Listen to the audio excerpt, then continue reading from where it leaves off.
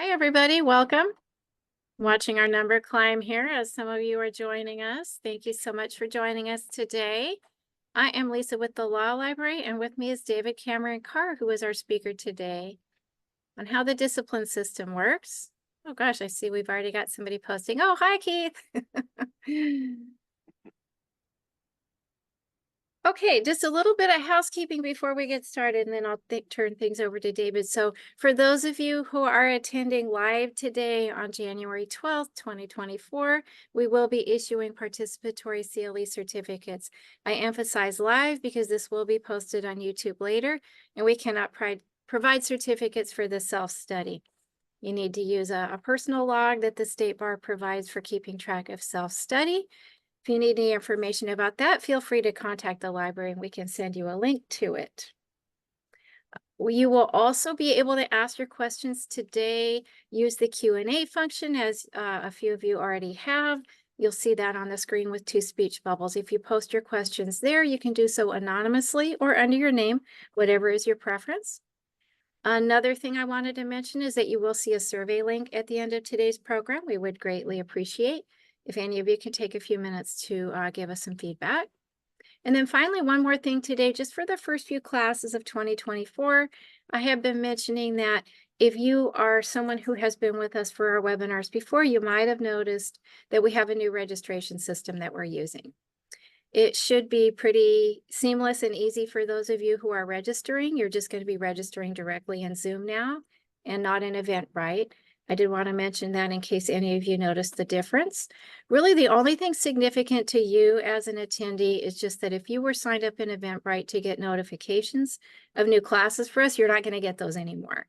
So if you want to get notifications about our classes, feel free to sign up for our e-newsletter that goes out once a week, and you can do that on the homepage of the San Diego Law Library website.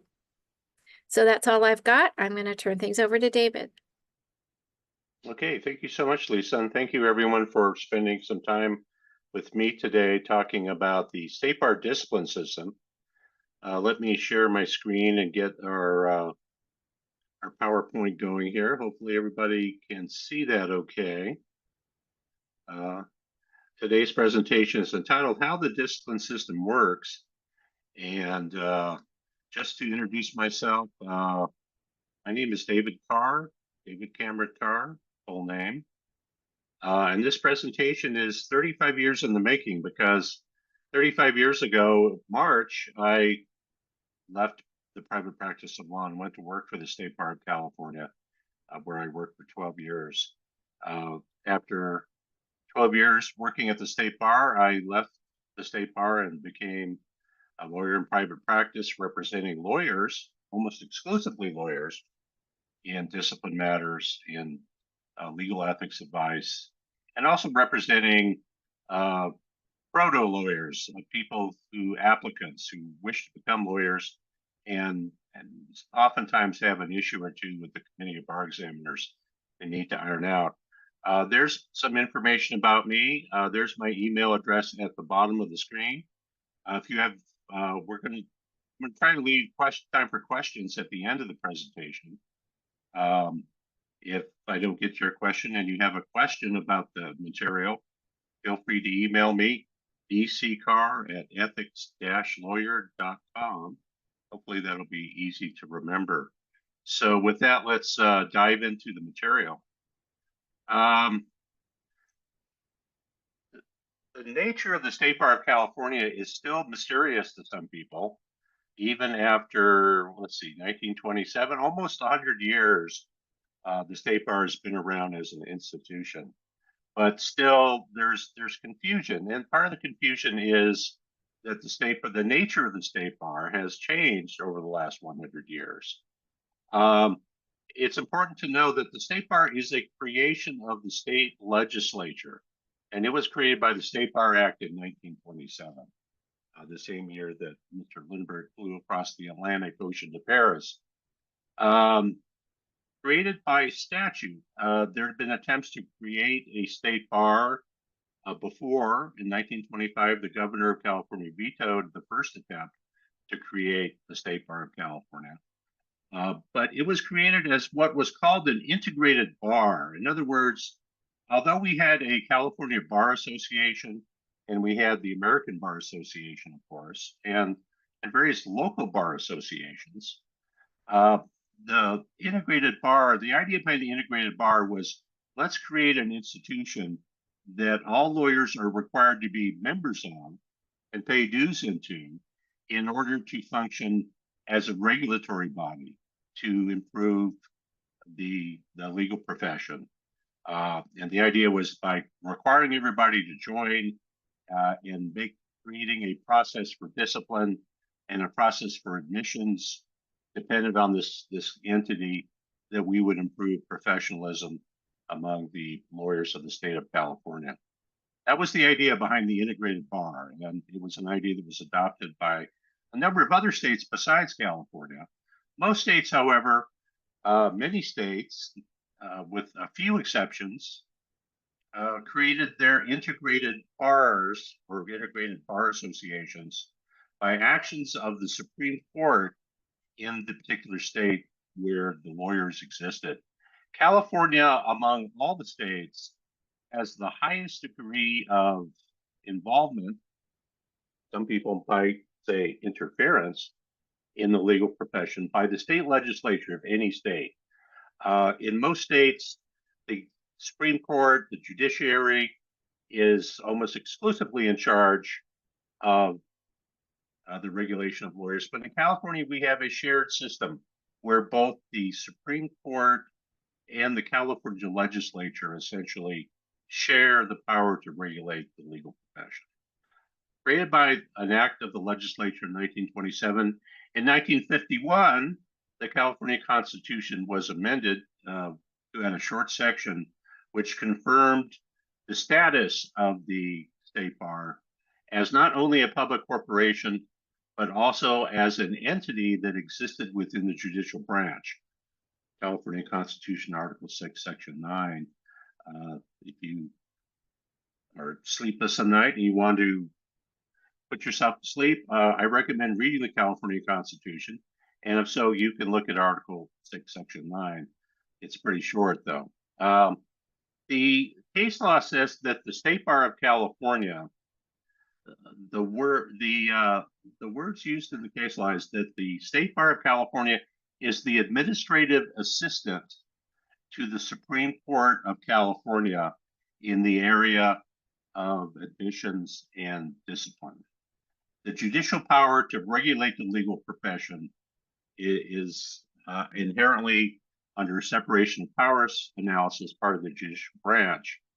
And in fact, before the State Bar was created, discipline and admissions were handled directly by the courts, although there were some statutes that codified that. Those statutes still exist, and the judicial branch, the Supreme Court specifically, still maintains what's referred to as the plenary power to regulate the legal profession.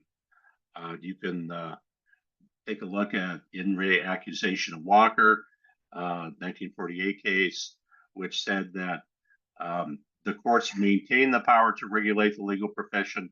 However, someone with a complaint against a lawyer needs to go through the State Bar's process first before they could bring that matter to the attention of the California Supreme Court. The State Bar was created as an integrated bar, and the lawyers of California were required to be, quote, members, unquote, of the integrated bar. But it's important to note that since 1927, there's been an evolution in the nature of the State Bar of California. The State Bar of California today, and actually for probably most of the last 30 to 40 years, is not a bar association. It is not a voluntary collection of lawyers. There's nothing voluntary about it. You have to be licensed by the State Bar to practice law. Sometimes you still see it referred to as the State Bar Association, but it is not an association. What it truly is, when you look at the extensive legislative scheme and the State Bar Act, and you look at the rules that the Supreme Court of California has laid down, in the California Rules of Court. The State Bar of California is a government consumer protection law enforcement agency.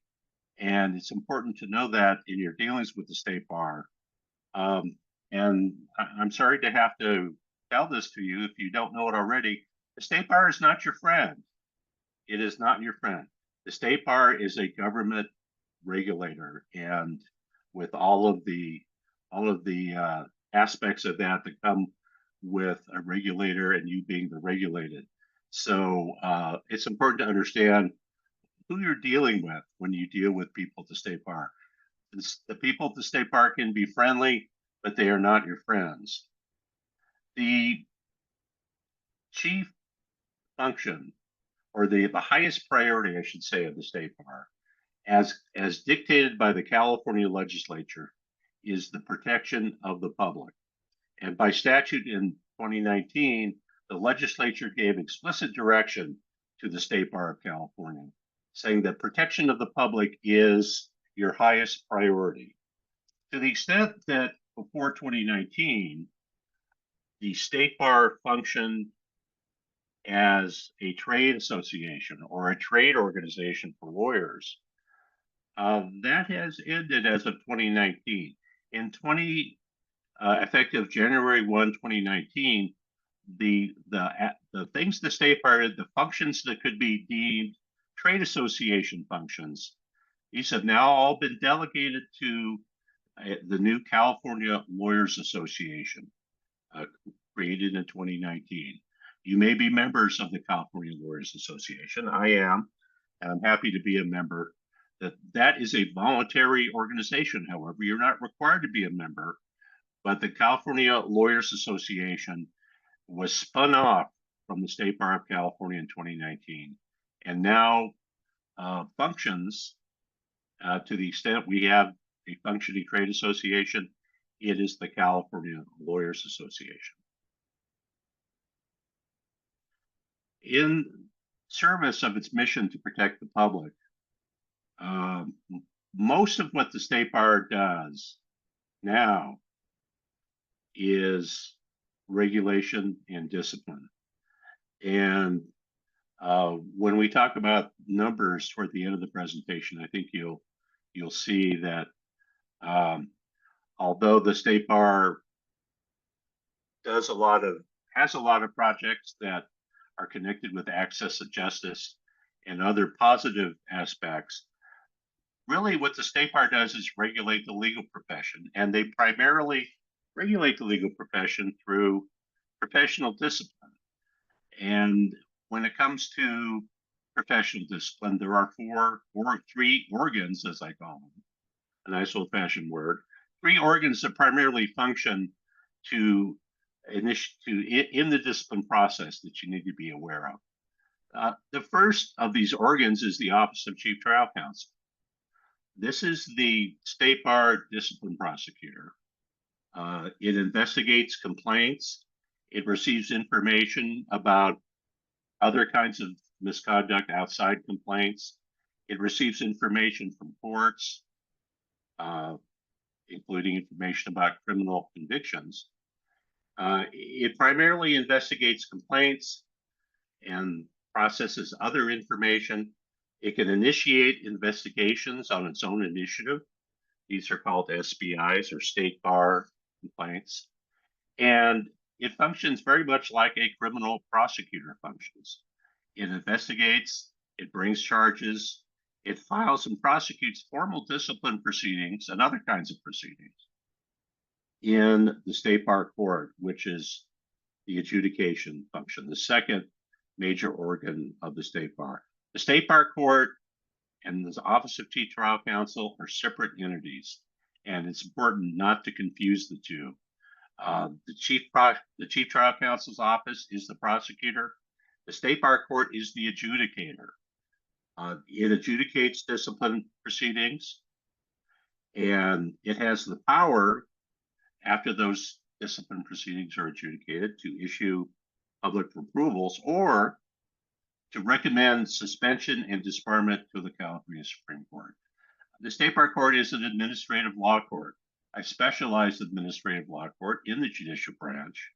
Again, the State Bar as a whole acts as the administrative assistant to the California Supreme Court, the body that maintains the ultimate authority and plenary power over attorney regulation. So the third major organ of discipline is the California Supreme Court. The State Bar Court and the Office of Chief Trial Counsel essentially work for the California Supreme Court in the exercise of discipline. I'm going to talk a little bit about the structure of State Bar Court. It's a small court. It's not very big. It has two main departments. It has a hearing department. That's the State Bar Court Trial Court. And in the hearing department, there are three judges. There are three hearing judges in Los Angeles and two hearing judges in San Francisco.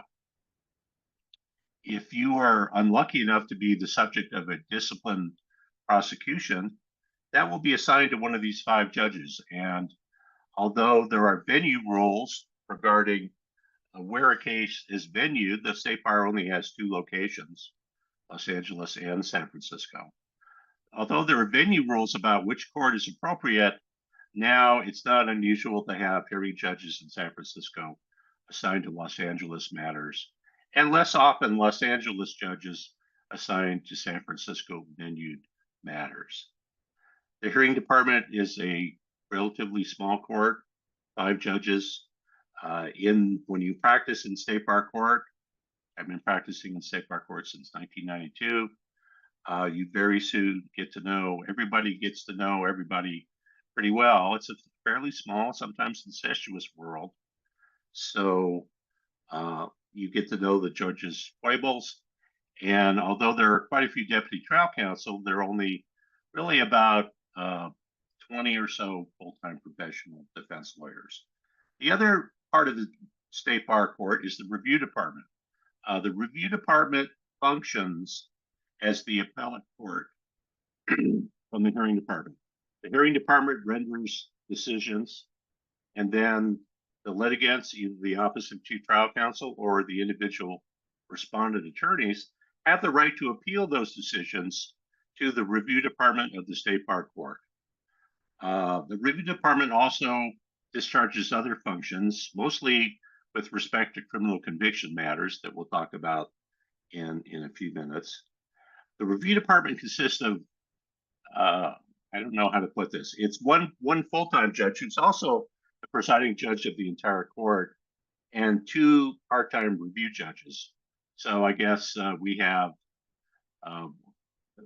the equivalent of two judges, one full-time judge who sits on the review department and also presides over the entire court, and two part-time review judges who sit as a panel of three when it comes time to hear State Bar appeals. The rules of procedure of the State Bar are a series of rules that have been passed by the State Bar Board of Trustees in their capacity as the overall governing board of the State Bar as a whole. It's important to know that the rules of procedure are the exclusive mode, the exclusive authority for the adjudication of discipline in other cases in State Bar Court. State Bar Court is a different world. Civil statutes don't apply. Criminal statutes don't apply unless those civil or criminal statutes are expressly incorporated into the State Bar rules of procedure. This is one of the things where people self-litigated, lawyers who attempt to represent themselves in State Bar Court often have problems, in part because they're not familiar with the institution, and in part because they don't understand that what they learned litigating in civil court or litigating as a criminal defense lawyer doesn't apply in State Bar Court. The magic words, and a State Bar Court judge many years ago uttered these words with a bemused look on his face as he contemplated this system. The State Bar Court is sui generis. It is in and of itself.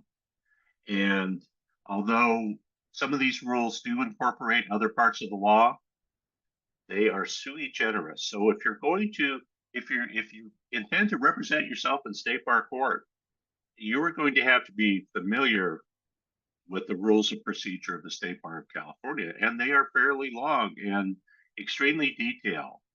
So it's always a good idea to be represented by somebody who's familiar with the court that you're in. And it's a really good idea to be represented by somebody who knows the rules of the court that you're in. So approximately 50% of all respondents in state bar court matters choose to represent themselves. And although it may look like I'm blowing my own horn here, I'm truly not soliciting business. It has been demonstrated time and again that uh, lawyers who hire experienced state bar counsel get better results. So that's something even the State Bar of California, the Office of Chief Trial Counsel even recognizes that now. So that's State Bar Court in a nutshell.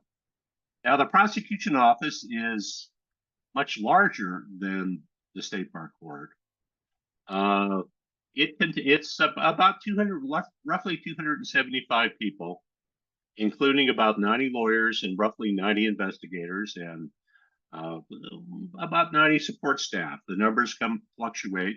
They go up, they come down, but it's really about roughly 300 or slightly fewer people that run the prosecution office.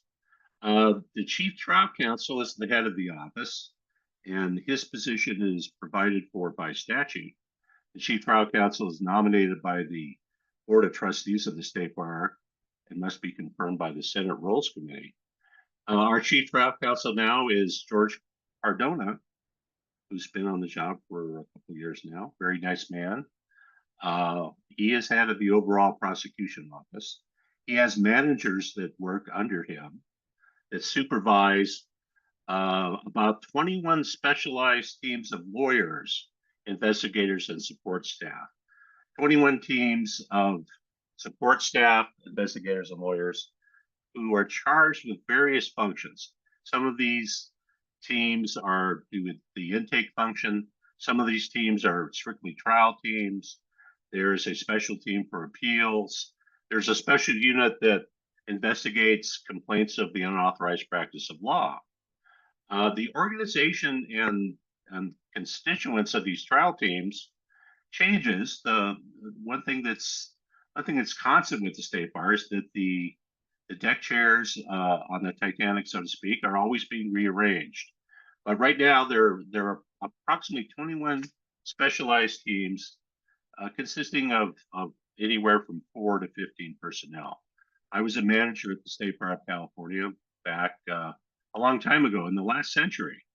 And I was an assistant chief trial counsel, the lowest level of management. I oversaw a team of approximately, a rather large team of approximately 10 lawyers, 8 investigators, and support staff, which was a very large span of control. Again, there were only 2 venues for the State Bar, Los Angeles and San Francisco. During the pandemic, of course, many State Bar people began working remotely, and apparently many of them are still working remotely, even today. But most, those that come into the office, if they come in, they're in LA and San Francisco. It's Office of Chief Trial Counsel, the State Bar Prosecutor. One of the biggest functions, in some ways the main function of the Office of Chief Trial Counsel, is the processing of complaints and other kinds of information that the State Bar receives about potential attorney misconduct. And there are several different sources of information. But we'll talk about complaints because that is a big part of what drives the system. The State Bar of California received, this is from the most recent discipline report, 2023. In fiscal year 2023, the State Bar received 13,636 complaints. A complaint is a communication from a person about an attorney's misconduct.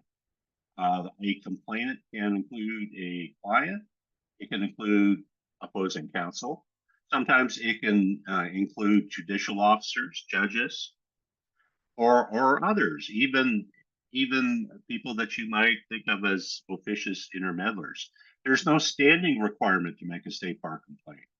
Anybody can make a state bar complaint against any lawyer about virtually anything, and the State Bar of California is duty bound to look at that information and make a determination as to whether it's something that states a potential cause for discipline. When this massive complaints comes in, they apply a very simple test. They assume that everything in the complaint is true. And if it is true, does it state a potential violation of the rules of professional conduct or the State Bar Act? Those are the two substantive bodies of law that the Office of Chief Trial Counsel enforces. Conduct that doesn't violate a rule of professional conduct or one of the statutes in the State Bar Act that provide for discipline, and sometimes other statutes. If the conduct does not violate that one of those two bodies of rules, there's no way for the State Bar of California to prosecute it. The State Bar of California, the Office of Chief Trial Counsel, cannot prosecute a lawyer simply for being a bad person or for doing something that's bad, only if that bad thing violates the rules. And this is sometimes difficult for lay people and sometimes even lawyers to understand that there is a closed universe of rules. Now, many of the rules give the State Bar a lot of discretion about how they can, kind of things they can prosecute. But it's got to violate a rule of professional conduct or a statute in the State Bar Act for the Office of Chief Trial Counsel to move forward.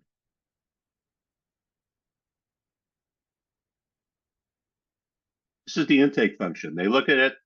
A State Bar lawyer, in fact, some of the most seasoned and experienced State Bar lawyers are the ones doing the intake function.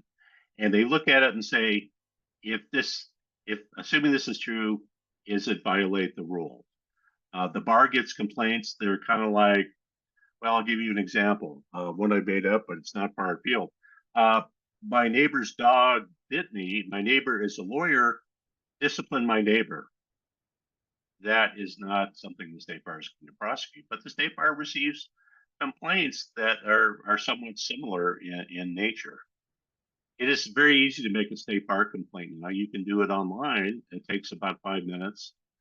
And so the numbers of complaints actually have, considering all the ease of making a complaint, the number of complaints have stayed relatively the same for many years.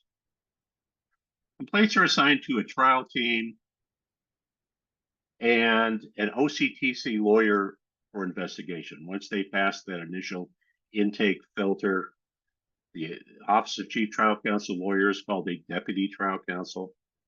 The deputy trial counsel will look at the complaint, write a memo, and assign it to an investigator to investigate. The investigators are not lawyers. The investigators are individuals who sometimes have a background in law enforcement, sometimes a background in insurance investigation. They're information gatherers, but they act at the direction of a lawyer, and that lawyer is the decision maker on the case. I don't want to say the investigators are completely fungible, but in fact, they're not decision makers. They don't have discretion. They will do their investigation. Their first step is typically to write to the respondent lawyer for a response to the allegations. That sets the tone for the investigation. Lawyers are sometimes upset at how the State Bar could even be writing them about what seems to be to them a pretty dumb complaint. And the reason is that it meets that simple but-for test, and writing to the lawyer, the respondent lawyer, is the first step in the investigation process. These complaints are not investigated before the lawyer is contacted. The State Bar relies on the respondent's lawyer and respondent's lawyer's counsel to tell them basically what the complaint is all about. The complaints are essentially the letter you will get from an investigator on a complaint is essentially just kind of a regurgitation, if you will, of what the complainant has said in the complaint. So there is nothing, there's no processing prior to that step. Investigators can also subpoena documents, bank records, for instance, client trust account records, general bank account records. They can interview witnesses, and they do. But they're really acting at the direction of a state bar lawyer. The statutory deadline for completing investigations is 6 months, but oftentimes the state bar does exceed that deadline. Goes beyond 6 months. I've got some investigation matters now that have been pending 18 months to 2 years. Sometime I had one a few years ago that took 3 years for the state bar to complete its investigation. Once the investigator has gathered all the information the investigator thinks is necessary after consultation with the lawyer to complete the investigation, the investigator will write a report. The assigned lawyer will look at that report. The investigator might make a recommendation for action, but the decision as to where it goes from there is entirely within the deputy trial counsel's bailiwick. Well, what can the bar do? What can the deputy trial counsel? Oh, well, here an important part before I get to that. OCTC can open investigations without a complaint, so-called state bar investigations. And they can base a state bar investigation on one of the mandatory self-reports in the B&P Code, section 60680. It can base that state bar investigation on a report from a judge of misconduct, 6086.7. Banks are required to report dishonored client trust account items under B&P Code 6091.1. That notification is virtually automatic. Bank computers are designed or programmed to spit out an automatic notice to the state bar whenever something is drawn on a client trust account, paid against insufficient funds, or dishonored. OCTC also gets referrals from the Office of Probation.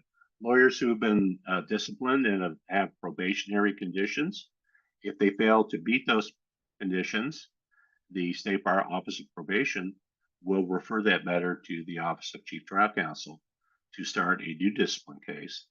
And OCTC also looks at information gleaned from news media and other sources to find, and sometimes we're not sure, sometimes we get state bar investigations, we're not sure where they came from, but things that happen, newsworthy things, oftentimes find their way into state bar investigations.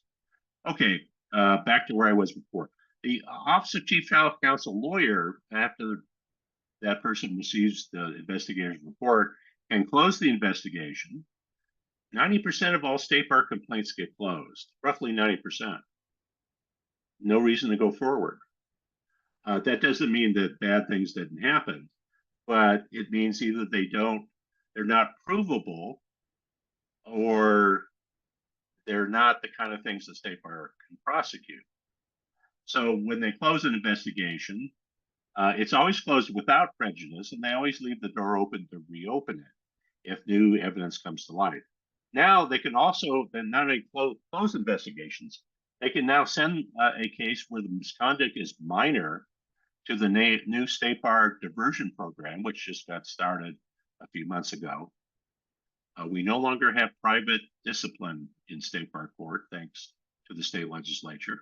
All discipline is public now, so we have a diversion program for minor misconduct that is not discipline or public, or they can file formal discipline charges in state bar court, and that's the most serious thing that can happen to a lawyer who is involved with the discipline system.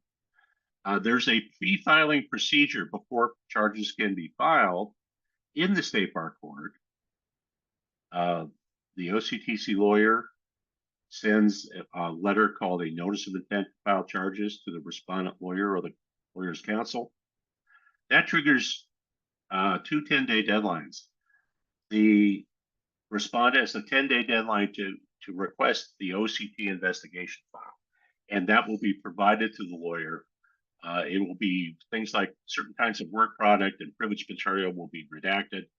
But essentially, you get, at that point, you get your first ability to actually look at the investigation file, to actually look at the original complaint received from the complainant, and to help you prepare for the early neutral evaluation conference in state bar court.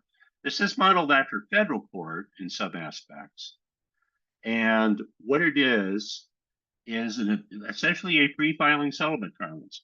The pre-filing matter, you'll file a request, you'll meet and confer on dates, respondent's counsel, and the deputy trial counsel. You'll tell the state bar court what dates you're available, and the matter will be assigned to a state bar court judge, to a hearing judge, one of the 5 hearing judges in state bar court, and that judge will sit as the early neutral evaluation conference judge. You get a chance to file a brief statement 5 days before the date set for the conference. It's conducted through almost exclusively by Zoom video conference now.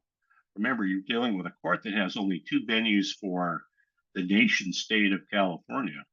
So video is in some ways a godsend. Of course, in the old days, you had to schlep up to LA or up to San Francisco to conduct one of these early neutral evaluation conferences. And then the judge will conduct the conference. It usually proceeds caucus style. The judge will, sometimes there's a plenary session at the beginning.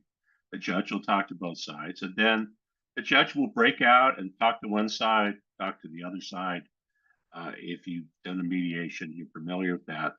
Caucus style is the term I've heard. And if you can agree on a disposition, a detailed written stipulation of facts and conclusions of law has to be agreed to and submitted to the ENEC judge. And that's true even if you settle the case after filing. The ENEC judge can approve or reject the stipulation. Now, what happens if you can't reach agreement? Well, now you enter litigation mode in state bar court. Not a pleasant place to be. If no ENEC is conducted, if no party requests one, or if the process fails to produce an agreement, OCTC files a charging document called the Notice of Discipline Charges in the hearing department. It'll be assigned to a different judge than the judge that heard the ENEC, although that judge may be involved down the road in a settlement conference. Once that piece of paper, the Notice of Discipline Charges, is filed, at that point, the matter becomes public, and all the world will be able to look at it.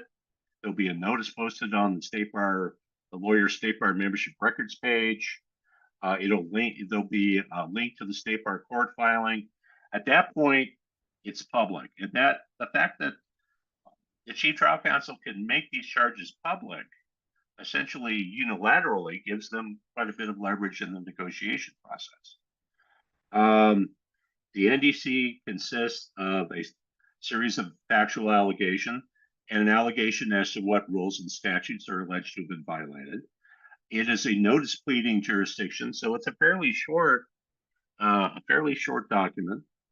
It's not as detailed as a civil pleading, and the respondent must file written response within 20 days. Failing to respond results in a default, and the default has bad consequences. Charges are deemed admitted. You lose the right to participate. The respondent is placed on inactive status, no longer eligible to practice. And unless the default is cured, ultimately the respondent will be disbarred for not participating in the discipline process. Participation is not really optional when you get to state bar court. Trial occurs shortly, within 125 days after the NDC is filed, and there'll be at least one settlement conference scheduled, and the ENEC judge is normally assigned that. Discovery is limited. You have a document witness exchange. All other discovery must be approved by the hearing judge. Before trial, like many courts, you have a pretrial statement and exhibits that must be exchanged. There is no surprise at trial. Everybody goes into the trial pretty much knowing what the other side's case is based on the pretrial statements. And a pretrial conference will occur to discuss trial readiness. Trial proceeds like a civil or criminal trial. There's a culpability phase where essentially guilt or culpability is adjudicated. And then there is prosecution goes first, then defense. Then you have a discipline phase where evidence of aggravating and mitigating circumstances can be introduced. The formal rules of evidence don't apply. This is a streamlined process. The civil discovery and evidence rules once applied, but about 12 years ago, the process was, quote, streamlined to make it go faster. So lawyers lost the protection of those rules. Let me talk briefly about the criminal conviction referral process. Criminal conviction matters proceed in a different way than so-called original matters. The prosecutor is required to notify the OCTC where an attorney is a defendant. And when a conviction occurs, the convicting court must provide OCTC with a certified record of conviction within 48 hours. That is filed in the state bar court, and that initiates the criminal conviction process. Criminal convictions are conclusively presumed to be evidence that you're not. No, well, let me put it different. You don't get to relitigate the criminal case. Once you plead to a crime or found culpable for a crime, that final judgment of conviction is binding on you in state bar court. The review department will look at the record of conviction for the purpose of deciding whether it qualifies for interim suspension. If it's a felony or misdemeanor involving moral turpitude, the lawyer is placed on interim suspension. Then it refers the matter to the hearing department for a hearing on two issues. Does conviction involve moral turpitude or other misconduct warning discipline? If so, what's the appropriate discipline? If you looked at the statutes, you might think the state bar court only has jurisdiction over crimes involving moral turpitude. But the California Supreme Court has articulated another path called other misconduct warning discipline, which doesn't involve moral turpitude, but has some bearing on your fitness to practice. The trial of the criminal conviction matter proceeds much like the trial of the original matter. There's an initial pleading called a notice of hearing on conviction that must be responded to, otherwise you go into default. And then you have the same assignment, initial status conference, and trial proceeds much like an original proceeding. Now, after the trial, the hearing judge's decision is due 90 days after the trial. The hearing judge can dismiss the case. The hearing judge can impose an admonition, which is a non-disciplinary disposition, doesn't happen very often. The hearing judge can order a public reproval on their own power, or they could recommend suspension or disbarment to the California Supreme Court. The California Supreme Court, for constitutional reasons, is the only body that can impair your constitutionally protected property interest in your law license by a suspension or disbarment. Reproval is deemed something the state bar court can do on its own. But for constitutional reasons, anything above a private reproval is couched as a recommendation to the Supreme Court.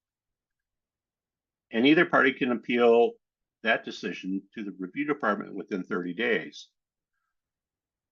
Again, similar to the Court of Appeal, opening briefs, reply briefs, and rebuttal briefs as provided in the rules of procedure. Oral argument will be scheduled and that can be waived. After oral argument and the matter is submitted, the review department decision is again due within 90 days. Some review department decisions are, quote, published, and those decisions are citable precedent in state bar court. But there are many more unpublished but public decisions that cannot be cited. Going through the review department process is an administrative step necessary to petition for review to the California Supreme Court. California Supreme Court review is contemplated. It's provided for in the rules, California Rules of Court, and the court says it will accept review under some circumstances. But in fact, since 1992, only the California Supreme Court has only accepted petitions for review from 5 respondents. And for those 5 matters, the Supreme Court disbarred the respondent. In the 5th matter, the discipline was increased from 60 days actual suspension to 3 years actual suspension. The Supreme Court has largely gotten out of the business of reviewing discipline cases. If you're disciplined,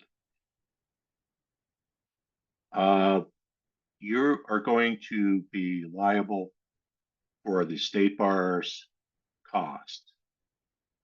This is, again, in my view, one of the most unfair parts of the state bar discipline process is the way the cost structure works. It is calculated on a simple scale. The farther you go through the process, the more you end up having to pay. If you have an original case, let's say, criminal convictions has a slightly different cost schedule. An original case that settles before the notice of discipline charges is filed. Let's say you do end up filing or reaching an agreement at the early neutral evaluation conference, which is really often the best place to settle things, because as in any scheme, once litigation commences, typically the price of eggs goes up. You're going to pay $3,864 in cost. This year, costs are adjusted every year for inflation.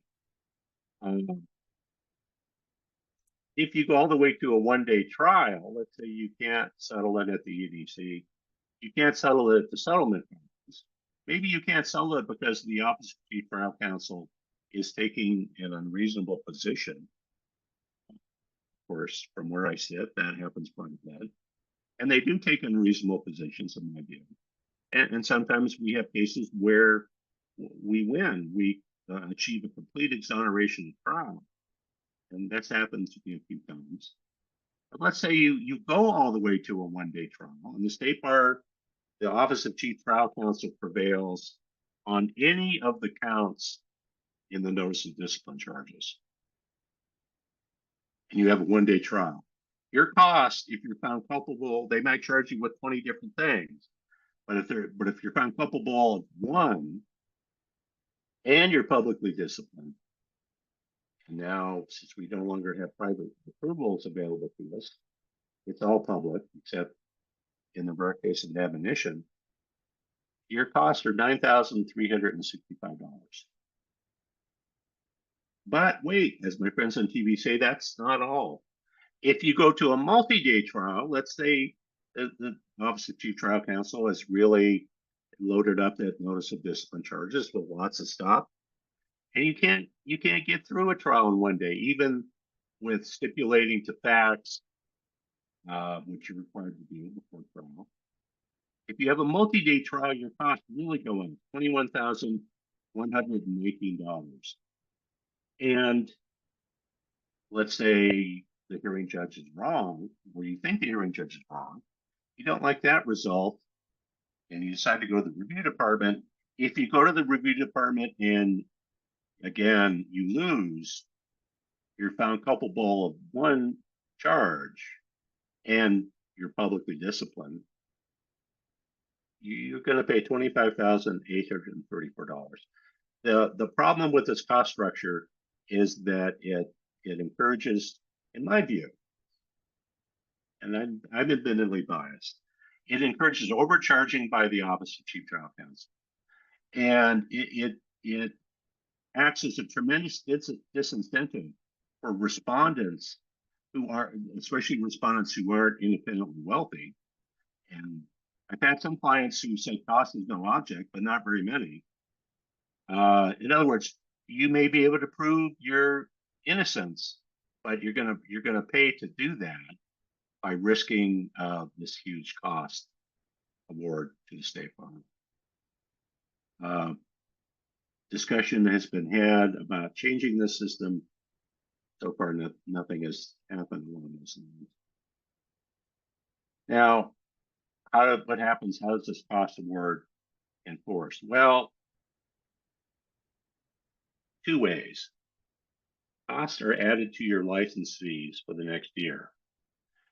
And so the next year you'll receive a bill from the State Bar for your discipline costs as well as your regular State Bar license fees. And of course, if you fail to pay those costs, you are placed on involuntary inactive enrollment, which is a wonderful euphemism for something that looks a lot like a disciplinary suspension, but it's an involuntary inactive enrollment. That can be imposed for a lot of things, including now CCAP noncompliance. But let's say you're disbarred and you're not going to be worrying about your license fees in the future. The State Bar costs can also be enforced now as a money judgment, and the State Bar can levy against a tax return. The Franchise Tax Board is now involved in these things. The State Bar can pursue a civil action to recover those disciplinary costs against a respondent, even a respondent who's been disbarred, and sometimes years after the fact to recover those disciplinary costs. Another fairly new wrinkle we have is that we now have, in addition to costs, we also have mandatory sanctions. A $5,000 sanction can be imposed in cases where you suffer an actual suspension or a disbarment, $5,000 for each violation up to a maximum of $50,000. So potentially you could see a very large cost bill as well as sanctions, monetary sanctions payable to the State Bar. These are paid into the Client Security Fund, up to about $50,000.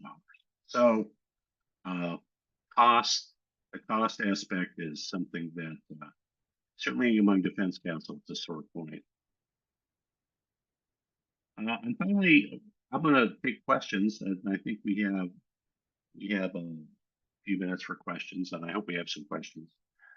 I want to just leave you with some numbers, and these are from the 2023 State Bar Annual Discipline Report, which is available. There's the URL if you want to look at it. It's pretty long. It's got lots of charts. It's got a lot of deep explanation about various things the State Bar does. What we've done here today, it really just kind of gives you an overview of all of the disciplinary process. The State Bar has other things going on, but the State Bar Discipline Report is a pretty interesting report, and it's got some interesting numbers in it. Remember, we said the State Bar received something like, at least in fiscal 23, 13,600 complaints. Well, in that same fiscal year, out of that mountain of material, a total of 243 attorneys were disciplined. 76 of those attorneys were disbarred. 91 were actually suspended. In other words, their law license was suspended for a period of time. They also had probation conditions attached. 31 attorneys had stayed suspensions.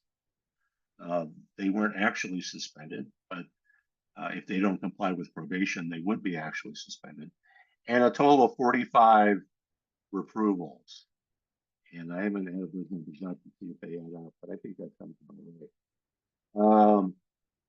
So 242 lawyers out of 13,000 plus complaints. At the same time, in fiscal year 2023, the discipline system cost $104 million to operate, to produce discipline for 243 attorneys. By contrast, in 2019, the cost of the discipline system was nearly $72 million. So the system has gone up about 1/3 in price, and in my view, a fairly small number of lawyers ultimately were disciplined. Most of what the State Bar does is plow through that mountain of information represented by those 13,000 complaints, the criminal conviction matters, the State Bar investigations. It's really, this is the tip of the iceberg. All that stuff gets boiled down at the end of the day. The number of lawyers who are actually disciplined seems extremely small. Now, does that mean that the State Bar is not doing a good job? Maybe it means the State Bar discipline system is actually deterring lots of misconduct, yeah, for its $100 million a year. I mean, that's another way to look at it. But these numbers should be illuminating, I think, for most people. That's the end of my formal presentation, and I'd be happy to take questions now if there are any. Yes, we do have some questions, David. We have one from Dana who says, who makes the initial determination about a complaint? Is it a State Bar attorney, an investigator, somebody else? Well, the initial determination as to whether to investigate a complaint is made by a State Bar lawyer in a trial unit or in one of the intake units. Again, the State Bar lawyer looks at the complaint. The State Bar lawyer assumes that everything in the complaint is true, no matter how crazy it may sound, and many of them do sound pretty crazy. They say, well, if this is true, is it potentially a violation of the rules?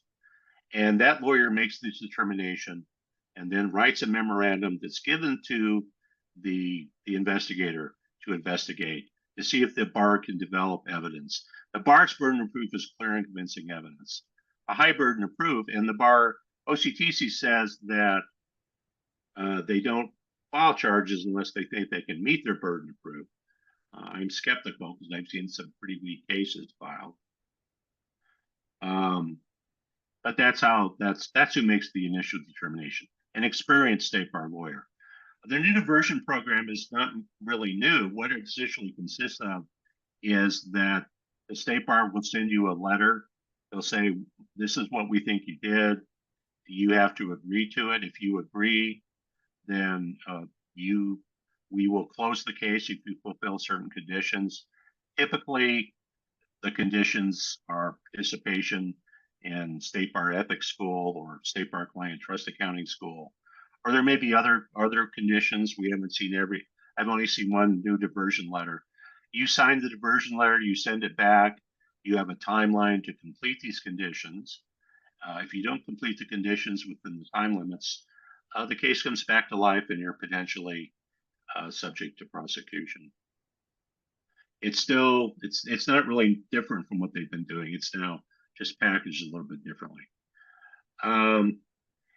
This is a good question. If a lawyer has been disciplined, is there a way to ever get it removed from the State Bar website? The answer is no. That will be there until you die. Your membership records profile is there until you are deceased. And the State Bar so far has not. Though proposals have been made, the State Bar has never been willing to entertain a proposal to take that information off the website. We're still talking with them. We made a proposal. Defense Counsel, the Defense Bar Organization, has made a proposal that if someone is privately is reproved, now publicly reproved, if they fulfill their reproval conditions, remove it after 5 years. And so far the answer is no. We think the public has a right to know. And so that is always going to be there till you're no longer with us. Professional liability insurance, yes. Professional liability insurance will sometimes pay for State Bar defense. Typically, it's a lump sum, and you might, if you are subject to a State Bar complaint, look at your policy and see if there's it's sometimes called a grievance rider because most states call this a grievance.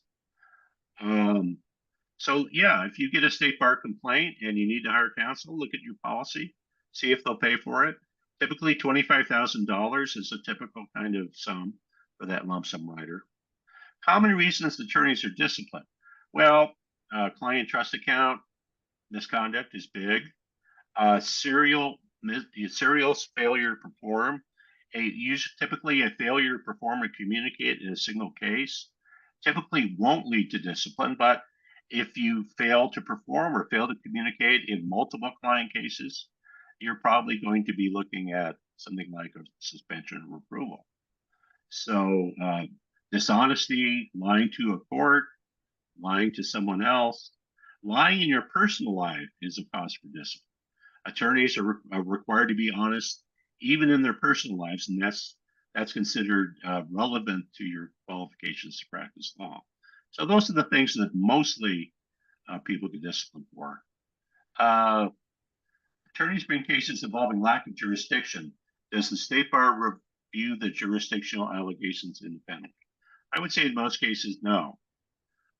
If there's a lack of jurisdiction, typically that's something that's involved.